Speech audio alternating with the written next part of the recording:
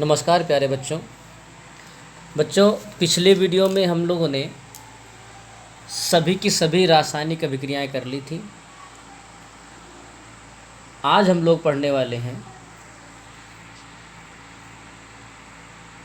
कि यहाँ तक 11 प्रकार की जो रासायनिक अभिक्रियाएं थीं वो हम लोगों ने एकदम विस्तृत उनके उदाहरणों के सहित हम लोगों ने कर ली थी।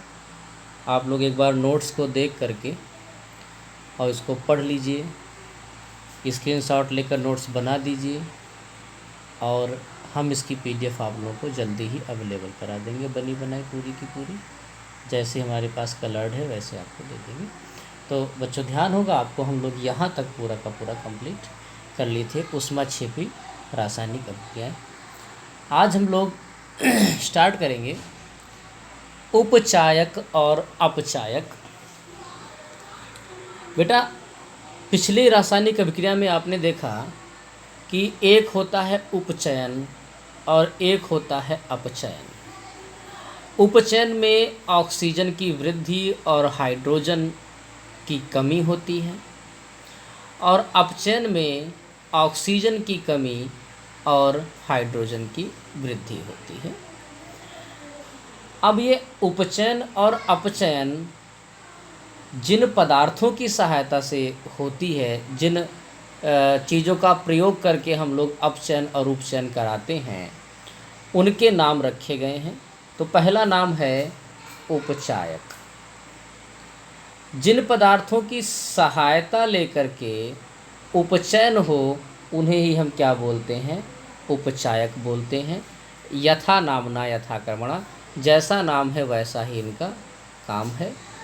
जिन पदार्थों की सहायता से उपचयन होता है उन्हें ही उपचायक कहा जाता है। कुछ प्रसिद्ध उपचायक का अगर नाम लें तो वो है O3, O2, Cl2, Br और SO2, ये सारे के सारे। ठीक इसी प्रकार से हमारा अपचायक भी है। अब जिन पदार्थों की सहायता से अपचयन होगा उन्हें क्या कहेंगे हम लोग? उन्हें हम कहेंगे अपचायक।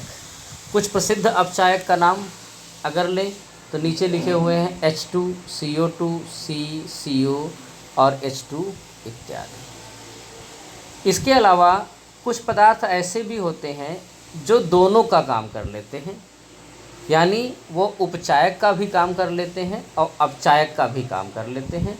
तो ये इनके अंदर दोहरा स्वभाव होता है। कुछ ये है O3 जो अपना ओजोन है और SO2 अपना सल्फर डाइऑक्साइड है। तो उपचायक वे पदार्थ जो उपचयन का कार्य करते हैं और अपचायक वो पदार्थ होते हैं जो अपचयन का कार्य करते हैं। अब हम लोग बढ़ जाते हैं संक्षारण की तरफ। ये परीक्षा के लिहाज से बहुत ही इम्पोर्टेंट हेडिंग है। हर बार हर साल पेपर में इससे या तो संक्षारण या संक्षारण से हानियाँ या संक्षारण से बचने के उपाय, इनमें से कोई ना कोई प्रश्न जरूर ही पूछ लिया जाता है। तो बेटा सबसे पहले हम लोग जानेंगे संक्षारण होता क्या है। संक्षारण का जो सबसे कॉमन सा उदाहरण है वो आप लोग अपनी प्रकृति में देखे होंगे, आसपास देखे होंगे। कौन सा उदाहरण? जंग का लगना।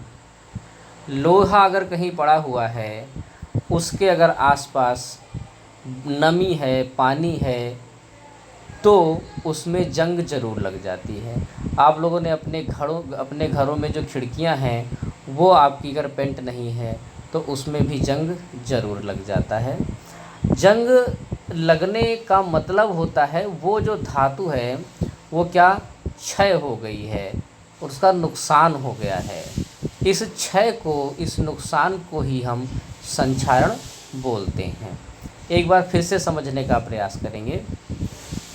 लोहे जैसी कई ऐसी धातुएं होती हैं जो नमी अर्थात पानी या हवा इत्यादि के संपर्क में आने पर उनकी ऊपरी परत जो होती है वो क्षय हो जाती है, खराब हो जाती है। इस चीज़ को ही हम क्या बोलते हैं? इस चीज़ को हम संक्षारण बोलते हैं बेटा। जब कोई धातु, आप नोट्स में लिखा है आप देखिए, जब कोई धातु अपने आसपास नमी या अम्ल के संपर्क में आती है तो ये संक्षारित हो जाती है, खराब हो जाती है। इसे ही हम संक्षारण बोलते हैं। जैसा कि आप लोग अगले चैप्टर में अगला चैप्टर जो धातु वाला है उसमें हम आपको बताएंगे कि धातुओं की अपनी एक विशेष चमक होती है प्रत्येक धातु की, और इसमें कोई बताने वाली बात नहीं है, कॉमन सी चीज़ है। आप देखिए तो तांबे की अपनी अलग चमक होती है, सोने की अपनी अलग चमक होती है, लोहे की अपनी धूसर वाली चमक होती है। इसके अलावा जो अधातुएं हैं उनमें कोई आप चमक नहीं पाओगे, जैसे प्लास्टिक है, लकड़ी है, पत्थर है, इनमें आपको ऐसा वो नहीं चमक नहीं आपको मिलेगी। लेकिन धातुओं की अपनी कुछ विशेष चमक होती है। यह विशेष चमक जो है वो नमी, अम्ल या आसपास की वायु के संपर्क में आने पर यह जो है खराब हो जाती है। इसे ही हम क्या बोलते हैं, संक्षारण होना। जो इसका कॉमन सा उदाहरण है लोहे में जंग का लगना। और जंग जो है वो रासायनिक सूत्र इसका क्या है, Fe2O3.XH2O। X का मतलब जितने भी अणु हैं। आप देखिए ये Fe है लोहा, इसके साथ में क्या लग गया, ऑक्सीजन, और क्या लग गया, पानी। पानी का मतलब नमी, और ये क्या है, ये है वायु। नमी और वायु के संपर्क में आने पर ये संक्षारित हो जाती है। संक्षारण से हानियाँ, ये तो बहुत ही कॉमन सी चीज़ है। क्या क्या हानि होती है, आपने बढ़िया दरवाजे में फर्स्ट क्लास नया खिड़कियां लगवाई हुई हैं लोहे की, हल्की सी बारिश हुई या आसपास नमी है, पानी है, उसमें तुरंत जंग लग जाएगी, उसकी ऊपरी परत खराब हो जाएगी, कमज़ोर हो जाएगी। आपके मकान में सरिया पड़ी हुई हैं, वो सरिया नमी के संपर्क में आ गई, वो सरिया क्या होंगी, वो उसमें जंग लग जाएगी, जंग लगी तो ऊपरी परत छोड़ेगी, ऊपरी परत छोड़ेगी तो मसाला छूटेगा, मसाला छूटा तो छत आपके सर पे गिरेगी। तमाम तरीके नुकसान है, संक्षारण से बहुत सारे नुकसान हैं। आप देखिए ध्यान से कौन कौन से हैं। पहला है, संक्षारण के कारण धातुओं के ऊपर लाल रंग या भूरे रंग की परत जमा होने लगती है, जिससे धातुओं की चमक समाप्त हो जाती है। पहला काम तो चमक समाप्त हो जाती है। दूसरा, इससे धातुएं गलकर नष्ट हो जाती हैं, खराब हो जाती हैं। बाहर लोहा पड़ा रहेगा, वो धीरे धीरे गल के ख़त्म हो जाएगा।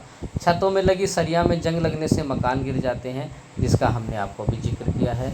संक्षारण से ही जहाज, पुल, रेलिंग आदि नष्ट हो जाते हैं। ये भी आप लोगों को केवल कॉमन सी चीज़ है जो आपको पहले से पता है।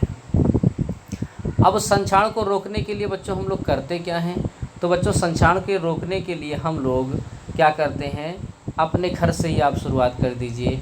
आपके घर में जो खिड़की में खिड़कियां लगी हुई हैं, लोहे की जाली लगी हुई हैं, उस पर हर साल आप पेंट करते हो।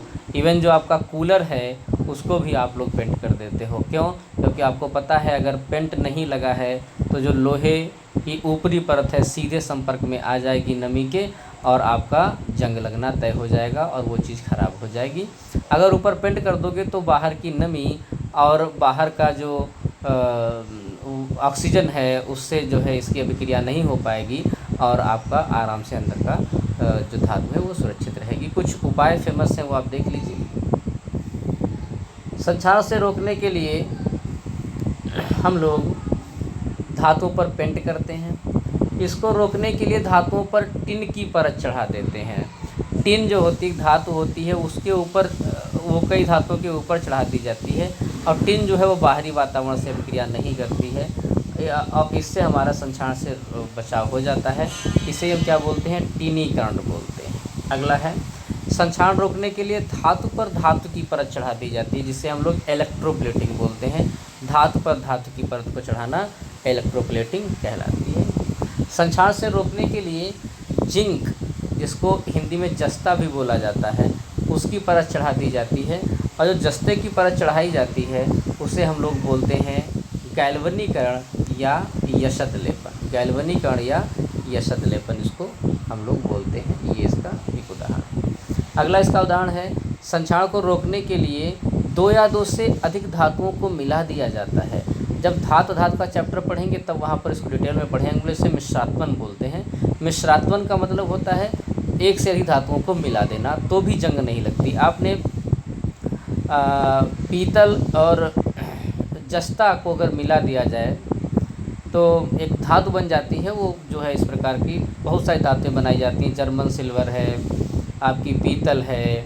तो पीतल जो है किससे मिला के बनती है, ये तांबा और जस्ता से मिला करके बनती है। तांबा और जस्ते में अलग अलग तो संक्षारण हो सकता है, लेकिन जब इन दोनों को मिला दिया जाता है, मिश्रात्वन कर दिया जाता है, तो फिर इनमें जंग नहीं लगती।